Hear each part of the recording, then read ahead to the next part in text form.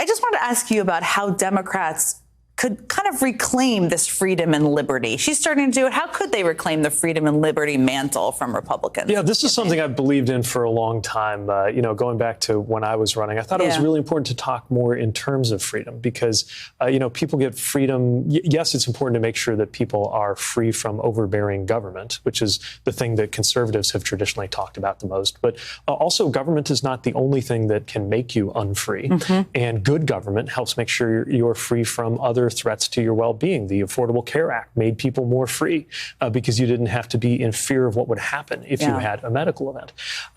It's important, I think, to keep people free from fear of gun violence, which is why we're the ones who are out there saying the most important thing we have to do to protect our kids isn't to ban a bunch of books. It's to make sure that assault weapons aren't finding their way into neighborhoods or, God forbid, schools. And there's a real opportunity now, I think, to embrace that even further because Trump's Republican Party has walked away from freedom. I mean, again, if you're talking about military tribunals for political opponents, you have no business talking about freedom. If you're into banning books, you have no business letting a word like liberty escape your lips. Mm-hmm. And so I think this is a really smart thing to do. First of all, I think just philosophically makes sense, and it's who we are, and that's who she is. But I also think it's smart because it can appeal to something that I think a lot of independents, a lot of what I like to call future former Republicans, continue to sincerely care about and are increasingly concerned that it is at risk. And of course, Exhibit A is a woman's freedom to choose and access to abortion care, a freedom that Donald Trump withdrew when he destroyed the right to choose in this country. And I think it's important, since every election is about the future, not just to remind everybody that that happened, but to talk about what happens next when you have somebody like a Trump-Vance ticket and a Republican Party that does not support the freedom to grow your family through IVF. Mm-hmm. They do not support a lot of reproductive freedoms, access to contraception. They don't even support my freedom to marry, going by how most Republicans voted when that was on the floor. So I think it's a powerful framework. I think, yes, it's smart for the campaign, but it's also just fitting because that's very much what's at stake right now. That was Transportation Secretary Pete Buttigieg framing this race in a way that I think is so important about freedom and the future.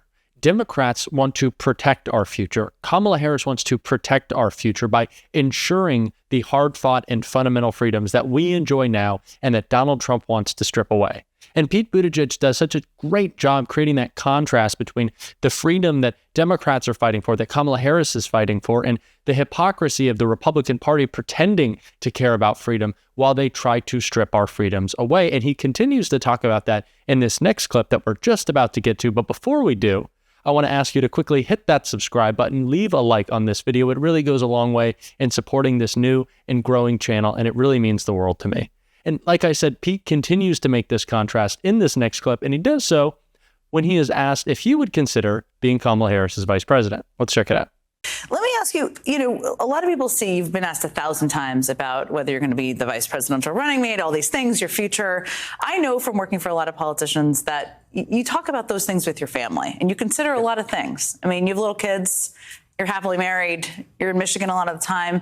How do you have that conversation? You're young. You love policy. You love politics. How do you guys talk about that and what you want to do in the future? Yeah, I mean, any decision about what to do next is a family decision. And, I remember I got into politics as a young, single mayor. And, Life's different now, huh? It really is. Yeah. I mean, I saw people say that on TV who had families, but I didn't really understand it. Now I do. I mean, the contributions and the sacrifices that my husband Chasten makes, that our children make, even though they're about to be 3, they may not know it, but they are helping to make it possible for me to serve.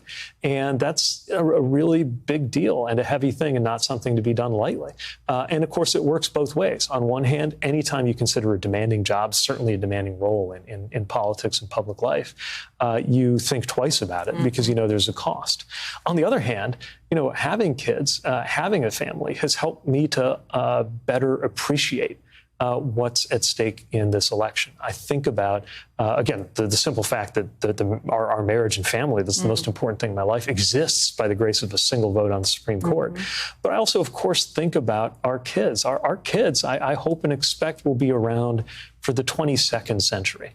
And so if I'm trying to make sure that we make good decisions and elect good leaders and reinforce what is best about this country going into the balance of this century so that it goes well all the way into the next, they are going to be holding us accountable for that. I'm already, they're not quite 3. I'm already at the stage of why. And I've realized I've got like 4 or 5 whys before I'm out of answers, right? I mean, the most basic questions, like, why? And soon those questions will evolve into deeper questions about what we who are in positions of responsibility right now have done to make sure that they are safer from gun violence, to make sure that they grow into an economy that's fairer, to make sure that they grow up into a climate that supports and sustains their well-being. To me now, when we talk about good climate choices, it's not about saving some abstract thing called the planet. It's about them. It's about making sure they are personally and materially better off. So, I think that just opens up in a different way, and it propels me to do this work, even though it's also reminded me just how much more there is to life. Like I said, I think it's so great the way that Pete is forward-facing. He's forward-focused in all of his interviews and all of the time he spends talking about this race. And I think it is incredibly important now that Kamala Harris is our nominee, much younger than Donald Trump, of course, but her ideas are also younger than Donald Trump. She is thinking about the future. Well, Donald Trump wants to pull us back in the past to the chaos of his first term and wants to push us back 30, 40, 50 years by stripping away fundamental freedoms that Americans have enjoyed in this country for decades. And Pete, in this interview, didn't just talk about the freedom if he was potentially running alongside Kamala Harris and if they served together in the White House, which I would just love. I think Pete would be an incredible running mate. But he also talked about the effort that Donald Trump's running mate, JD Vance, wants to undergo to attack the fundamental freedoms that Pete Buttigieg is talking about defending. And so he perfectly calls out Donald Trump and his running mate. Absolutely brutal and devastating attack in this clip. I do want to know, because you've run for president yourself, you know Kamala Harris, you know Joe Biden, you've been around the system. What kind of qualities do you think would best complement her?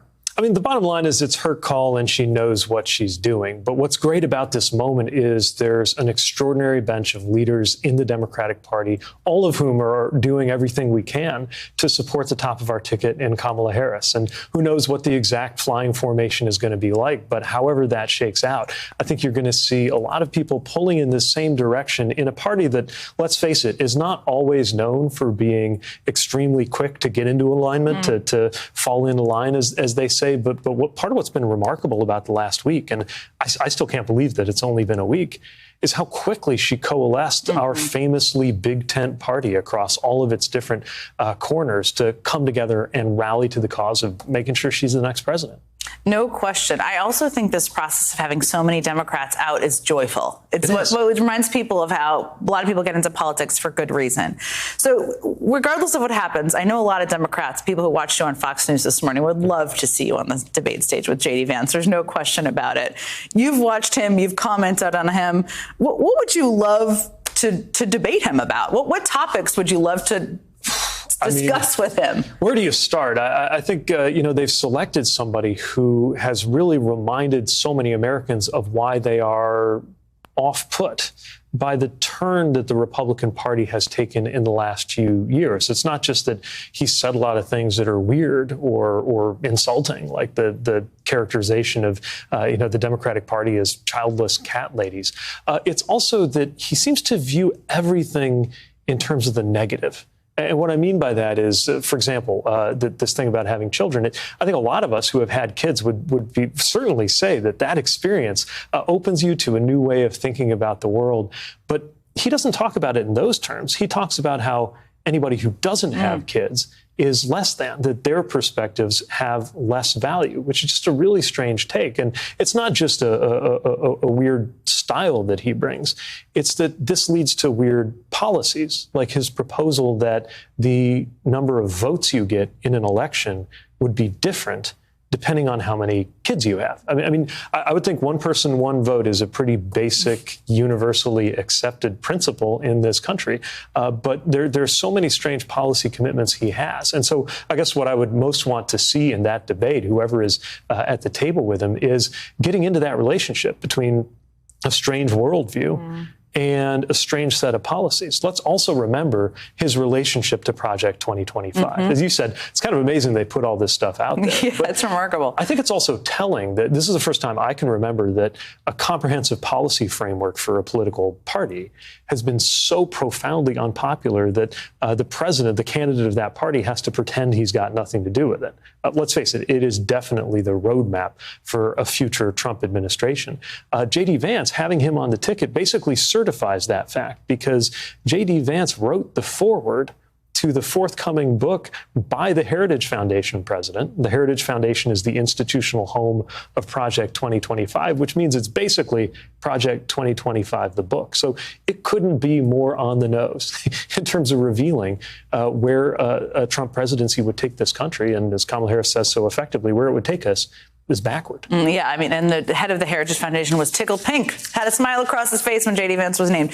Pete Buttigieg mentions it in that clip, but it's so funny to me that Donald Trump is running away from his own record, that he doesn't want to talk about Project 2025. Whenever it's brought up to him, he says a couple of things. First, he says, I don't know anything about it. So he denies knowing what Project 2025 is, even though he's intimately involved. And then he says, I've never read it, but there are some good things in there. There are some things I like and some things I don't like, some bad things too. So clearly, you know what it is if you know that there are good and bad things in his mind about Project 2025, but he's running away from his record, even though it's attached to him at the hip in his running mate, JD Vance. But Americans know the truth. We know the truth about Project 2025, and we need to continue to talk about it. And that's why I'm so glad Pete Buttigieg continues to bring it up in every interview. And that's why we need to continue to talk about it, because we need to know, like I said at the beginning of this video, that Kamala Harris is focused on the future, and Donald Trump wants to bring us back in the past to a time of chaos and